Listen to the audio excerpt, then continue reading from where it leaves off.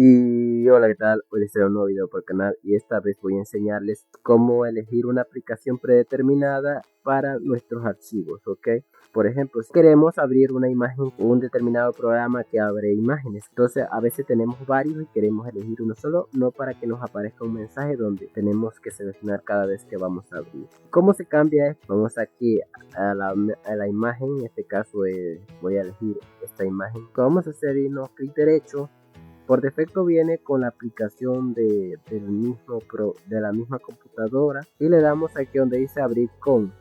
Nos vamos a elegir otra aplicación y aquí es donde vamos a cambiar eso, ¿ok?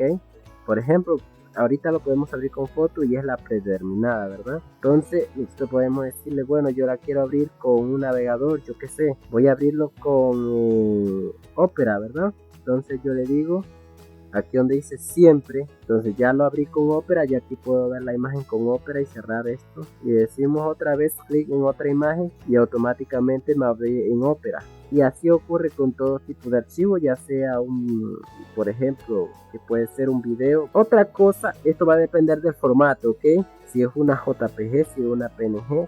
Un ejemplo, aquí tenemos una JPG, otra JPG y buscamos. Esta es una PNG, es la que abre en el navegador. Ahora, yo tendría que cambiar esto también en la JPG o en otro formato de imágenes que hay. Espero que el video les haya gustado, que les funcione. Nos vemos en una próxima edición. Adiós.